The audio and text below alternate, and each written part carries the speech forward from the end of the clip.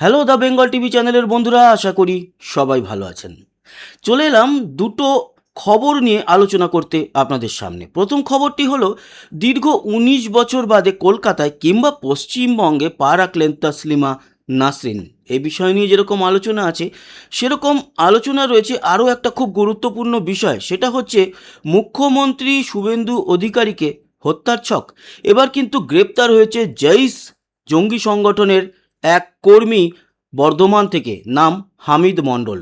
খুব গুরুত্বপূর্ণ আলোচনা। তবে প্রথমে চলে আসি তসলিমা নাসরিন।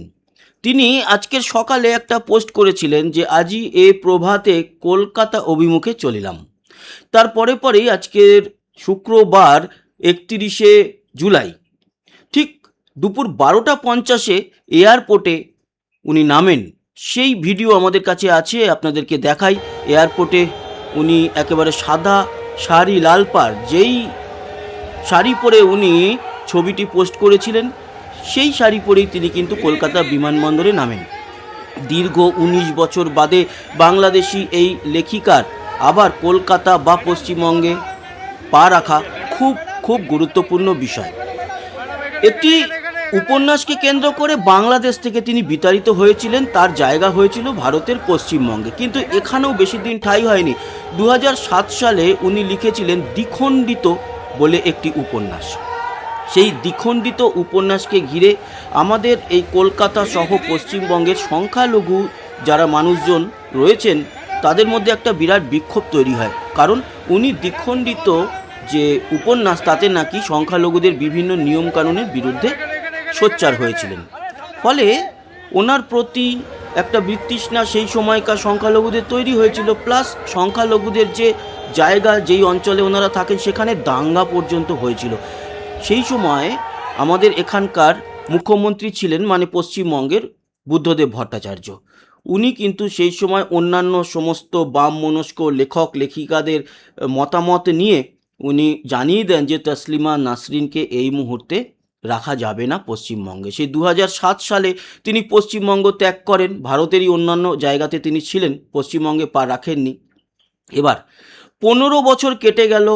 ২০১১-র পর থেকে ২০২৬ পর্যন্ত বা ২৬-এর মধ্যভাগ পর্যন্ত মমতা বন্দ্যোপাধ্যায়ের নেতৃত্বে ছিল তৃণমূল কংগ্রেস সরকারে। তারা কখনোই উদ্যোগ নেয়নি ওনাকে ফেরানোর ব্যাপারে। এবার কিন্তু বিজেপি গভর্নমেন্ট আসার একেবারে ৩ মাসের মধ্যেই উদ্যোগ নেওয়া হয়েছে, আর অবশেষে আজকে উনি কিন্তু কলকাতায় ফিরে এসছেন। আজকেই সন্ধেবেলাতে রবীন্দ্র সদনে একটি অনুষ্ঠান রয়েছে, সেই অনুষ্ঠানে উনি বক্তব্য রাখবেন।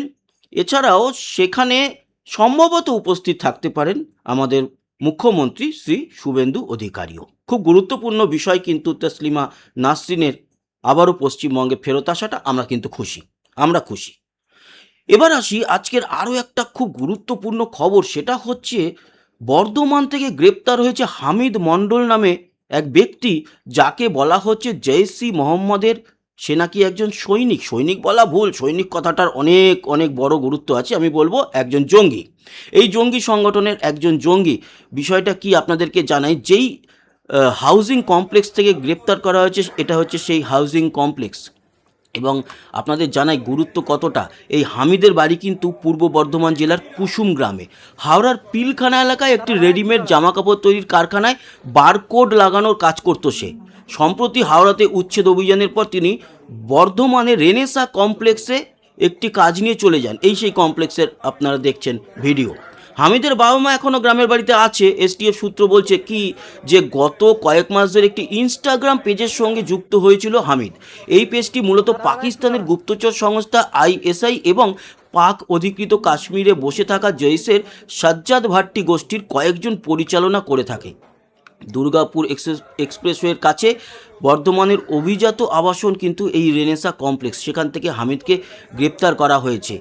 আরও আপনাদেরকে জানিয়ে রাখি, গ্রেপ্তারিটাই বড় কথা নয়, বড় কথা হচ্ছে যে জানা যাচ্ছে বিরাট বড় ছক কষছিল শুভেন্দু অধিকারী আমাদের মুখ্যমন্ত্রীর বিরুদ্ধে। এবং এই যে গোষ্ঠী যারা এই সমস্ত ইনস্টাগ্রাম থেকে খবরাখবর সংগ্রহ করছিল, তারা আমাদের রাজ্যের বড় বড় বিজেপি নেতাদের এবং আমাদের যারা এখন ক্ষমতায় রয়েছেন মন্ত্রী, আমলা বলবো না, মন্ত্রীরা বা প্রতিমন্ত্রী যারা রয়েছেন আর কি, বা এমএলএ, তাদের সবার তথ্য সংগ্রহ করছিল। এটা ভয়ঙ্কর, এটা বিপজ্জনক। আপনারা জানেন যে এই মুহূর্তে পশ্চিমবঙ্গকে কিন্তু আরও সিকিওর করা হচ্ছে। বাংলাদেশের সঙ্গে যে বিস্তীর্ণ বর্ডার অঞ্চল একেবারে ফাঁকা পড়েছিল, সেগুলোতে আবারও জমি সরকারের তরফ থেকে বিএসএফকে দেওয়া হয়েছে। তারা সেখানে লাগাচ্ছে সমস্ত কিছু। আমাদের যে বাউন্ডারি লাইন থাকে, তার কাটার বেড়া থাকে, সেই সমস্ত কিছু লাগাচ্ছে যাতে অনুপ্রবেশ বন্ধ করা যায়। আর আপনারা অবশ্যই এটা স্বীকার করবেন যে এই ধরনের অনুপ্রবেশ বন্ধ করে দেওয়া, সেইগুলোতে রেগে যাবে কারা? রেগে যাবে অবশ্যই বাংলাদেশের কিছু জঙ্গি সংগঠন, পাকিস্তানের জঙ্গি সংগঠন, আর অবশ্যই আমাদের দেশে থাকা, আমাদের বুকের উপর বসে আমাদেরই গোফ ওপরানো কিছু দল, রাজনৈতিক দল, তাদের নেতা নেত্রীরা, যারা অবশ্য এই মুহূর্তে ক্ষমতায় নেই, বিরোধী কিছু গোষ্ঠী। তারা আসলে এই জঙ্গি সংগঠনেরই আর একটা মুখ, যেটা আমাদের দেশীয় ভার্সন। তারা তো রেগেই যাবে, কারণ এর আগে একেবারে উন্মুক্ত ছিল। গত 15 বছর ইভেন সিপিএমের আমলেও সেই তার কাটার বেড়া তো লাগানো হয়নি, তখনও উন্মুক্ত ছিল। আর তারপরে 15 বছরে তৃণমূল কংগ্রেসের আমলে এখানে খোলাই ছিল, একেবারে অবাধ যাতায়াত ছিল, যখন তখন যা কিছু করা যেতে পারত, এখানে অপরাধ ঘটিয়ে বাংলাদেশে পালিয়ে যেতে পারত। আর এখন সেগুলো বন্ধ হচ্ছে। বন্ধ হলে কাদের গায়ে লাগছে আপনারা ভালো করেই জানেন।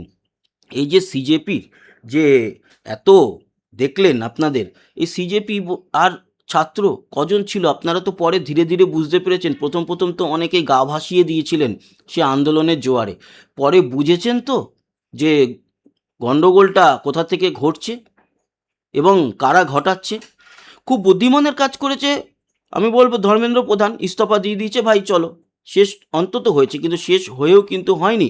এরা আবারও খোঁচাবে, আবারও টাকা সাপ্লাই করে আবারও খুঁচিয়ে কিন্তু এবার বলবে অমিত শাহের রেজিগনেশন চাই, তারপর বলবে নরেন্দ্র মোদীর চাই। এটা এদের চলতে থাকবে, কিন্তু শক্ত হাতে সরকারকেও দেখতে হবে, আর যেরকম শক্তভাবে দেখতে হবে এই বিষয়টাও। কারণ শুভেন্দু অধিকারী শুধু নয়, আমাদের ভারতের সমস্ত মানুষজনই আমাদের কাছে, আমাদের দেশের তারা সম্পদ। তারা নেতা হতে পারেন, মন্ত্রী হতে পারেন, দেশের সাধারণ মানুষ হতে পারেন। বিদেশি কোনো গোষ্ঠী এসে আমাদের মানুষদেরকে কিছু খারাপ করবে, এটা কিন্তু আমরা ভারতবাসীরা মেনে নেব না। আমাদের ভারতবাসীদের মধ্যে আমাদের নিজেদের গণ্ডগোল থাকতেই পারে, আমার পাড়ার লোকের সঙ্গে আমার ঝামেলা হতেই পারে, তবুও ভাই সে আমার ভারতীয় আর আমিও তার ভাই। সেরকমই আমার নেতা, আমার মন্ত্রীরা আমার নেতা, আমাদের মন্ত্রী, আমাদের ভারতের লোক, ভারতের মানুষ, ভারতের মন্ত্রী। তার সম্পর্কে ক্ষোভ থাকলে আমরা বলবো তাকে, বা তার প্রতি ভালো লাগাও থাকবে, আর খারাপ কাজ করলে খারাপ লাগাও থাকবে, কিন্তু সেটা আমরা আমাদের দেশের অভ্যন্তরীণ ব্যাপার বুঝে নেব। বিদেশি কোনো জঙ্গি সংগঠন যদি এসে নাক গলিয়ে সেই বিষয়গুলোকে তোলপাড় করার চেষ্টা করে, তাহলে আমার মনে হয় আমাদের সাধারণ মানুষের থেকেও সবচেয়ে বড় দায়িত্ব আমাদের দেশের যারা এসটিএফ রয়েছেন, যারা প্রশাসনিক পদে রয়েছেন, তাদের দায়িত্ব সবচেয়ে বেশি। তারা এই বিষয়গুলোকে দেখবেন, আর কঠোর থেকে কঠোর সাজা হওয়ার পর অন্তত পক্ষে পা যেন কেঁপে যায়, হাঁটু যেন কেঁপে যায় অন্য কোনো মানুষের এই ধরনের জঙ্গি সংগঠন ভারতবর্ষে বসে যদি চালানোর মনোবাঞ্ছা রাখে তাদের। ভালো থাকবেন, যারা সাবস্ক্রাইব করেনি সাবস্ক্রাইব করে জুড়ে থাকবেন। আবারও দেখা হচ্ছে, ততক্ষণের মতো টাটা।